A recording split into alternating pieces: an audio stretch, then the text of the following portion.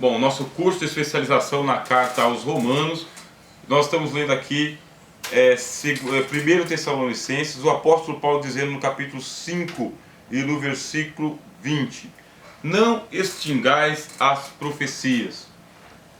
Em que sentido que nós temos que entender aqui a palavra profecia?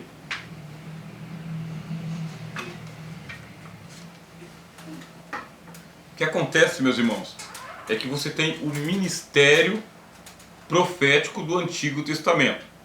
Esta Bíblia que eu tenho aqui, irmãos, meus irmãos, olha, essa aqui é a Bíblia de Jerusalém, tá bem?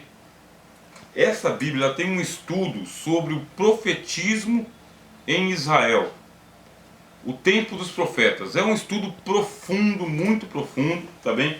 Eu recomendo que vocês possam, na primeira oportunidade, comprar a Bíblia de Jerusalém.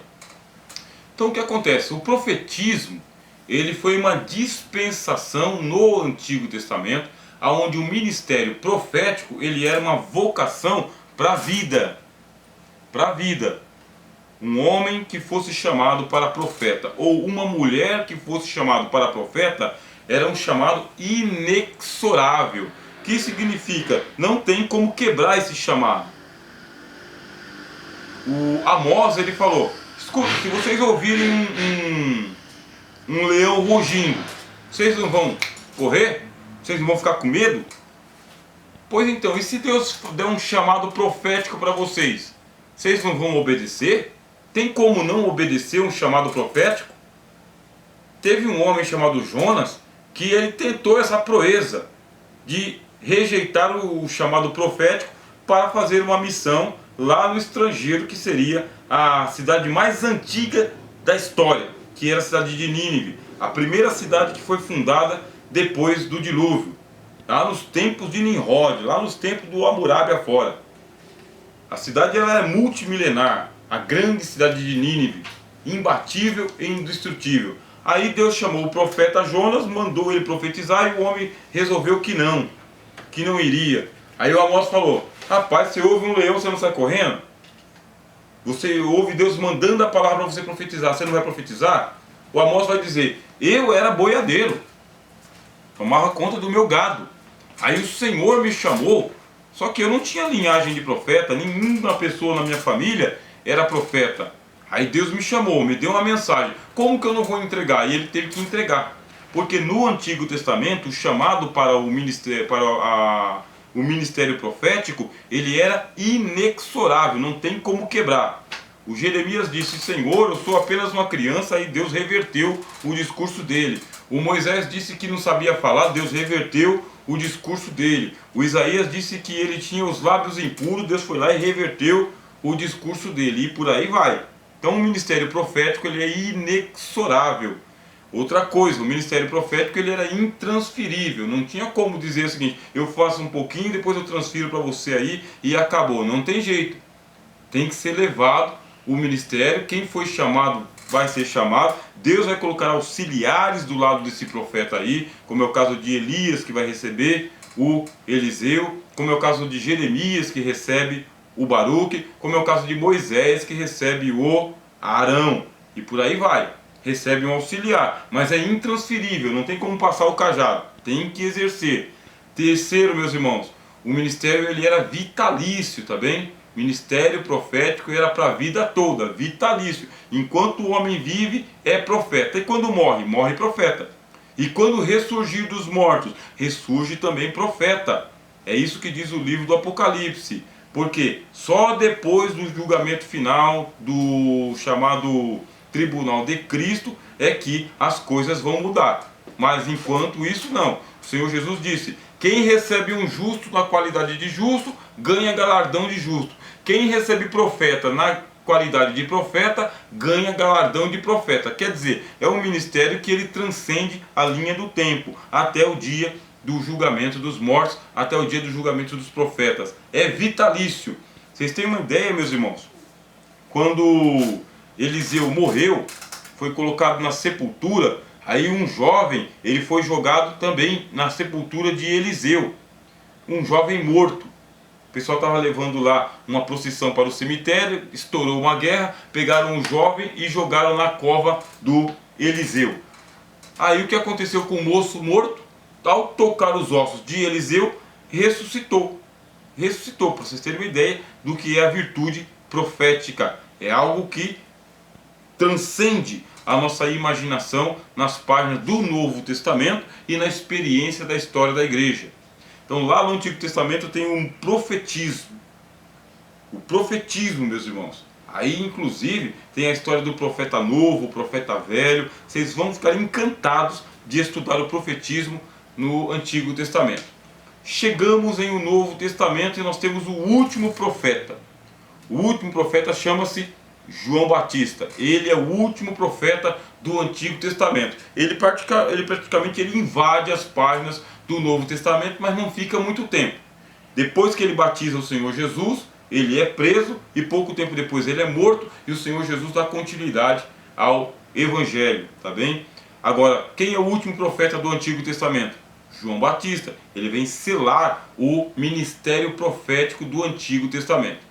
Chegando em o Novo Testamento, aí você tem o profeta que havia de vir. Quem que é o profeta que havia de vir? O Senhor Jesus. Jesus ele tem 3 ministérios: profeta, sacerdote e rei. São os 3 ministérios do Antigo Testamento. Jesus é o profeta que havia de vir, ele é o sumo sacerdote segundo a ordem de Melquisedeque, e ele é o rei, filho de Davi, rei dos reis e senhor dos senhores. Jesus concentra os 3 ministérios. E olha que isso aí é um sinal dos tempos, tá bem? Por quê? Você não tem no Antigo Testamento um equivalente da pessoa do Senhor Jesus. Por quê? Porque para ser rei tinha que ser da tribo de Judá. Para ser sacerdote tinha que ser da tribo de Levi. Não tem como ser rei e sacerdote. Tem que ser ou rei ou sacerdote. Agora, o profeta ele pode ser de qualquer tribo, tá bem? Ele é uma pessoa que ele tem uma cidadania universal dentro das tribos de Israel. É um profeta, pode se levantar de qualquer tribo. Agora, Davi, por exemplo, ele era rei e profeta, mas não era sacerdote. Aí você vai para Arão, sumo sacerdote. Aí você vai para Samuel, sacerdote e profeta, mas não pode ser rei. Quando chega o Mashiach, quando chega o Messias, ele tem os 3 ministérios. Só que ele não é chamado pela ordem de Levi. Jesus é chamado pela ordem de Melquisedeque, retomando o tempo dos patriarcas, que é o caso de Abraão. Porque a ordem de Melquisedeque é uma ordem dos tempos de Abraão. Melquisedeque foi chamado diretamente por Deus, tá bem? Ninguém ordenou Melquisedeque sumo sacerdote. E Melquisedeque era rei também, rei de Salém. Ele era sacerdote, ele era profeta e ele era rei. Melquisedeque, sacerdote, profeta e rei. É nessa linha que vem o Senhor Jesus. Pois bem, vamos retomar aqui. Chega o Novo Testamento, o profeta que havia de vir, que é o Senhor Jesus Cristo, ele vai trazer agora o ministério profético do Novo Testamento, que é diferente do ministério profético do Antigo Testamento. Porque agora, em o Novo Testamento, os profetas eles não vão exercer o ministério da mesma qualidade que os profetas do Antigo Testamento. As profecias se cumpriram. O que é que vai se manifestar? O dom de profecias. É esse que vai se manifestar. E quem é que vai trazer o dom de profecias? O mesmo Espírito que estava nos profetas. Então, qual é o Espírito que estava nos profetas? O Espírito Santo. Ele estava lá nos profetas do Antigo Testamento, chegou das páginas do Novo Testamento, ele também vai mudar a sua atuação, meus irmãos e minhas irmãs. Agora o Espírito Santo, ele vai distribuir o dom de profecias para a igreja do Senhor Jesus. E aí o apóstolo Paulo fala na carta aos Coríntios: todos vós podeis profetizar. Já não é mais como no Antigo Testamento, que só o profeta podia profetizar. Agora, todos vós podeis profetizar. Ele pode manifestar. E não é um dom vitalício, tá bem? Quer dizer que não é um dom para a vida inteira. A pessoa pode profetizar uma só vez e nunca mais. A pessoa pode profetizar durante um período e nunca mais. A pessoa pode profetizar com outro dom, que é o dom de línguas, ou não. A pessoa pode profetizar sem falar em línguas. A pessoa pode estar profetizando num diálogo. A pessoa pode estar profetizando numa pregação. A pessoa pode estar profetizando num ato de iluminação do Espírito Santo. Pode profetizar em êxtase. Porque o dom da profecia ele é muito versátil, muito dinâmico. Ele se manifesta. Agora, quando o homem de Deus ou a mulher de Deus está profetizando, ela sabe que está profetizando. O Espírito Santo lhe fala que é uma profecia, seja qual for a forma, revelação, com línguas, sem línguas, e sonho, essas coisas todas, ela está profetizando. É um dom. Então ele não é para a vida inteira, tá bem? Ele é um dom extraordinário, inclusive, que se manifesta com qualquer crente a qualquer instante, tá bom?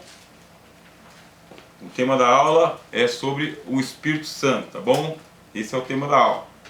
Então isso aí é a primeira questão. Segunda questão. Em um Novo Testamento, meus irmãos, o dom do Espírito Santo, ele não é inexorável, como era no Antigo Testamento.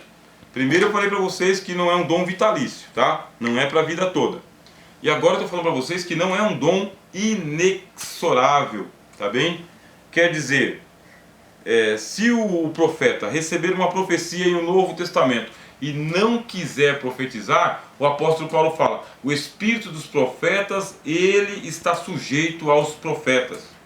Você pode não profetizar, você pode receber uma profecia e agora a sua autonomia em obedecer ou não, transmitir ou não, está com você, meu irmão. Está com você, irmã, se você vai ou não profetizar. Quem diz isso é o apóstolo Paulo aqui na carta aos Romanos que nós estamos estudando. Capítulo de número 12, o apóstolo Paulo fala, quem profetiza, seja ela segundo a medida da fé. Se você não tiver fé para profetizar, você não vai profetizar. Recebi o oráculo, recebi a revelação, recebi a palavra de Deus. Vou transmitir ou não vou transmitir? Isso aí está na sua responsabilidade. E se você não transmitir a profecia? Aí Deus transfere para outra pessoa, meus irmãos. Sabe por quê? Nós estamos em uma comunidade de profetas do Senhor Jesus. Mas não profetas do Antigo Testamento, tá? Porque de vez em quando eu ouço aí alguma pessoa dizendo, eu sou profeta de Deus. Não, meu irmão, você não pode se dizer, eu sou profeta de Deus. Você pode dizer que você está transmitindo uma profecia do Senhor, tá bem? Aí você pode dizer, porque no Novo Testamento o dom não é vitalício, e segundo, a vocação não é inexorável, inquebrantável. Você pode rejeitar e entregar a profecia.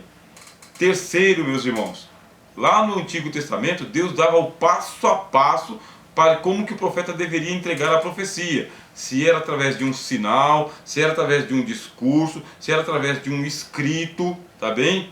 Isso aí lá no Antigo Testamento. A maneira de se entregar a profecia, Deus ditava para o profeta. Era para ele entregar e ponto. Chega em um Novo Testamento, a maneira de entregar a profecia está na autonomia do irmão e da irmã. É você que sabe a maneira que você vai profetizar. Sapateando, rodopiando, sentado, meus irmãos, através de um vídeo gravado, aí está na sua autonomia. Sabe por quê? Porque um dia nós vamos comparecer diante do tribunal de Cristo e é lá que as nossas obras vão ser julgadas, se foram feitas bem feitas ou se foram feitas mal feitas ou se não foi mal feito. Ainda não chegou ao tempo de nós sermos julgados quanto ao nosso serviço, mas vai chegar o dia. Inclusive, meus irmãos, nós estamos tendo aulas de teologia pura todas as segundas-feiras, e nas segundas-feiras nós estamos trabalhando o sermão profético, tá bom? Nós vamos falar na próxima segunda-feira sobre os falsos profetas e sobre os falsos cristos. É muito importante que vocês possam participar. Então vocês veem que chega no Novo Testamento, o dom de profecia ele é para a comunidade, ele não é para um indivíduo. É para a igreja do Senhor Jesus, é para todos. Todos podem profetizar. Não é vitalício, não é inexorável, e se você não profetizar, a outra pessoa profetiza. O apóstolo Paulo fala para a gente o seguinte na carta aos Coríntios, foi revelado para 2 ou 3 pessoas, então um fala e os outros julguem. todos podem profetizar, cada um por sua ordem. Então, na igreja do Senhor Jesus, meus irmãos, quando existe uma palavra de profecia, prestem bem atenção. Eu recebi a profecia e não quero entregar. Decidi que eu não vou entregar. Fica em paz. Você não vai entregar, a palavra de profecia será dada de qualquer forma, por outro irmão ou para outra irmã. Agora, não vai ser da mesma forma que você. Ele vai entregar do jeito dele, sapateando, rodopiando, sentado, cantando, meus irmãos, interpretando ou pregando. A profecia será entregue de qualquer maneira. Agora, você que não quis profetizar, no dia do tribunal de Cristo vai saber que você deixará de receber um galardão. Por quê? Porque você não teve fé para profetizar. Paulo falou para nós, quem profetizar, seja ela segundo a medida da fé. Não pode inventar história. Se não tem fé, não vai profetizar. Agora, recebeu e tem fé, profetiza segundo a medida da fé. Tá bem? Esse aí é um primeiro passo para a gente entender. Aqui nós estamos com as escrituras abertas. Tem muita coisa para ser falada. E eu peço que os irmãos tenham as suas anotações, tá bem? Eu vi que os irmãos escreveram alguma coisa aqui no chat. Erinalva pergunta, é o Espírito Santo que está sujeito? Aprendi que é o Espírito humano. É o Espírito humano mesmo, tá? É o Espírito humano que está sujeito. Por isso que eu falei, lá no Antigo Testamento, recebeu, tem que entregar. No Novo Testamento, recebeu, você pode entregar. Se você não entregar, o outro entrega. O espírito dos profetas está sujeito aos profetas. É o que diz a Bíblia, o espírito do profeta. Agora, o Espírito Santo está sujeito ao profeta? Não é isso que diz a palavra de Deus. Agora, todos podeis profetizar, cada um por sua ordem, segundo a medida da fé que Deus distribuiu a cada um. Por exemplo, Ágabo em o Novo Testamento, ele é chamado de o profeta. Aí quando ele é utilizado, ele inventa de pegar o cinto de Paulo e amarrar as próprias mãos. E fala, ao homem a quem pertence esse cinto, isto acontecerá, também será amarrado. Mas Deus mandou ele pegar o cinto de Paulo e amarrar as próprias mãos? Não, o texto não diz isso, meus irmãos. Foi ele, o Ágabo, que quis fazer isso. E ele era um homem tão fidedigno naquilo que profetizava, que ele também profetizou a grande fome que aconteceu no tempo dos apóstolos em Jerusalém, e a profecia se cumpriu. Este Ágabo. As filhas de Filipe, o evangelista, também são chamadas de profetisas, porque o dom da profecia estava se manifestando na vida delas. Isso é maravilhoso, né, meus irmãos? Aqui eu estou com o livro Cristo na Teologia de Paulo, página 225, e a gente dá continuidade, tá bem? Deixa eu ler aqui antes o que diz o apóstolo Paulo em 2 Coríntios capítulo 2 e 2 Tessalonicenses capítulo 2 e o versículo 2. O autor faz uma citação. Vamos lá. Ora, irmãos, rogamo-vos pela vinda de nosso Senhor Jesus Cristo e pela nossa reunião com Ele, que não vos movais facilmente do vosso entendimento e nem vos perturbeis, quer por espírito, quer por palavra, quer por epístola como de nós, como se o dia de Cristo estivesse já perto. Então, é para os crentes não se perturbarem, diz aqui, quer por espírito, quer por palavra, quer por epístola. Por quê? Haviam pessoas que abusavam do dom de profecias em todas as igrejas. Deixa eu dar um dado histórico aqui, tá? Esse dado histórico está na história da igreja. Por que o dom de profecias ele começou a minguar na igreja a partir do 2º século, meus irmãos? O que dizem os historiadores? Haviam aqueles profetas chamados de estáticos, homens e mulheres que entravam em êxtase profético e entregavam lá os oráculos nas igrejas. Esse povo, eles não trabalhavam, tá bem? Não trabalhavam porque eles eram andarilhos ou itinerantes, tá bem? Eles tinham lá um ministério itinerante. Eles não trabalhavam e, a pretexto de serem profetas do Senhor, andavam de igreja em igreja, entregando profecias, e isso aí sempre anima os corações das pessoas, né? Receber um oráculo, uma profecia, uma revelação de Deus, chorar, sentir-se emocionado, ver coisas particulares serem colocadas, expostas, isso aí realmente e motiva muita gente. E tem os espertalhões, tem os aproveitadores e os falsos profetas. E aí a Bíblia diz para nós que isso aí vai se multiplicar nesse tempo que nós estamos vivendo. Muitos falsos profetas para enganar a muitos. Então no segundo século, esse pessoal que andava de igreja em igreja aí, sem trabalhar, começou a causar muitos transtornos para as lideranças nas igrejas. Porque as pessoas davam mais crédito ao profeta que vinha de fora do que ao pastor local, ao bispo local, ao pregador local. Mesmo porque, meus irmãos, nas igrejas havia aquele pregador que era o pregador oficial da igreja. Esse aqui que era o responsável pela doutrina dos apóstolos. Então esse aí é o que examinava a profecia. E esses profetas eles começavam a descredibilizar os líderes das igrejas e as profecias deles tomavam conta. Não deu outra. Os pais da igreja começaram a bater de frente contra esses falsos profetas que entravam em êxtase, não trabalhavam, levavam as ofertas da igreja, transtornavam o circuito doutrinário dos pastores e aí começou a se combater esse tipo de manifestação profética. Ponto. Segundo, começou-se a estudar mais as Escrituras, porque não tinha um Novo Testamento, tá bem? O Novo Testamento não estava pronto ainda. O que havia no segundo século? Havia a tradição dos apóstolos, aquilo que os apóstolos haviam ensinado. O Novo Testamento não estava pronto ainda, por isso os profetas tomavam conta, os pregadores tomavam conta. Os estáticos tomavam a conta. Eles também eram chamados de carismáticos, sabe? Eles tinham os carismas, os dons. Bom, começou-se a organizar o Novo Testamento, a examinar. Isso aqui é de Paulo, isso aqui é de Pedro, isso aqui é de Tiago, isso aqui foi o evangelista Mateus. Então começaram a ler os escritos dos apóstolos, a valorizar os escritos dos apóstolos, e a palavra do Novo Testamento se tornou profecia ou normativa. Para eu julgar o que o profeta está falando, eu tenho que ter aqui o Novo Testamento. Concorda com o que Paulo ensinou? Concorda com o que Tiago ensinou? Concorda com o que Pedro ensinou? Não, não concorda. Então não é o Espírito de Deus. É o Espírito do Anticristo, diz o apóstolo João. O Espírito do engano, diz o apóstolo Paulo.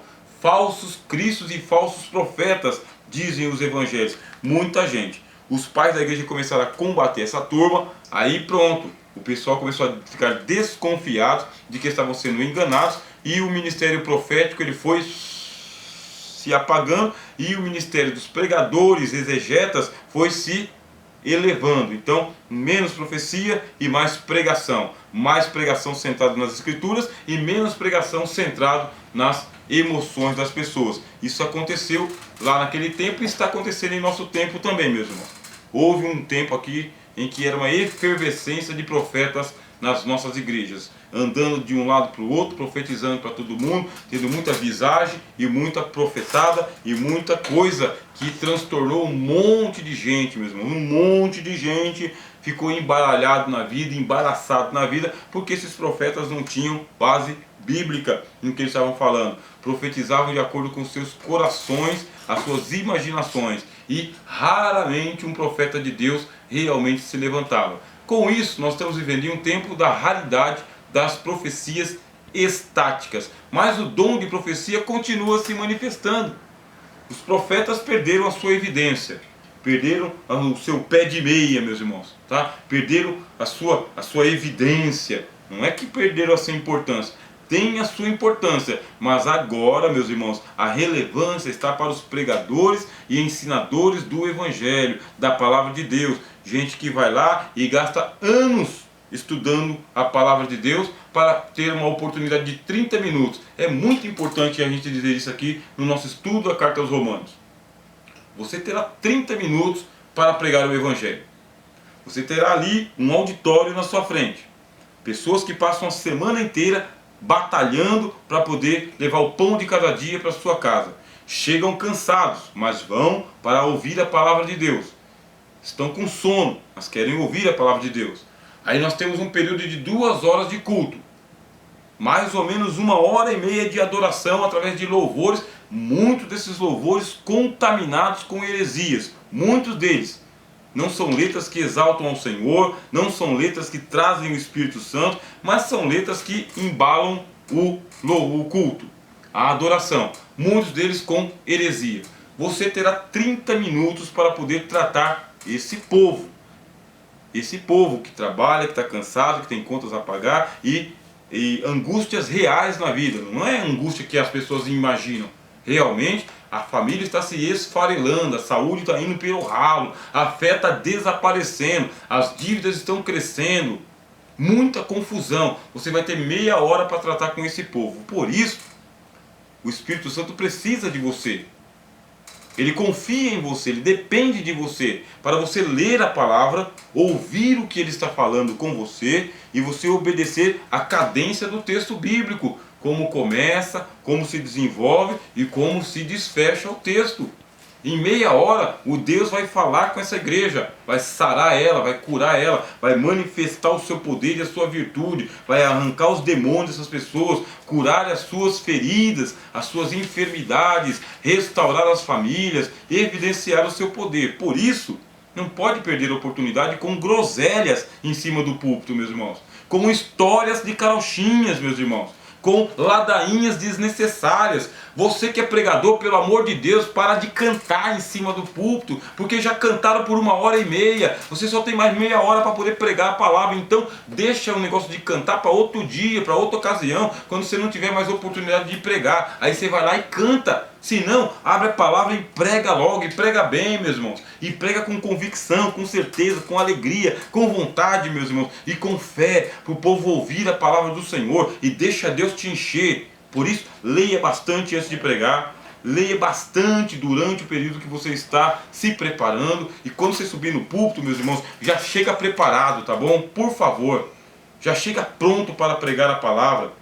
Não vem com essa história de que você estava despreparado e que foi pego aí de calça curta. Pregador não pode ser pego de calça curta. Tem que pregar o evangelho, meus irmãos, que está nas escrituras. Para isso aqui, tudo quanto outrora foi escrito, para o nosso ensino foi escrito. Para não maltratar o povo, inventando história, falsos testemunhos, miraculosos que nunca aconteceram. Tá bom, meus irmãos? Eu vi aqui que alguém escreveu algo no chat, deixa eu ver aqui. Então está dizendo aqui, eu já vi pessoas contar que os profetas desse tempo diziam: eu estou vendo uma mortadela sem o plástico. Deus manda te dizer, vestir tua roupa, irmã, e a igreja ia à loucura, meu Deus do céu. E por aí vai, meus irmãos, tá? Muita coisa, eu já ouvi falar de profeta que pulou da galeria da igreja a 4 metros de altura e saiu marchando no meio da igreja para entregar profecia. Já vi um monte de coisas assim, meus irmãos, e é muita loucura para um povo tão maltratado por falsas profecias. Deixa eu fazer aqui um pequeno intervalo para a gente poder tomar um copo com água e já retornamos aqui dando continuidade à leitura, tá, desta noite.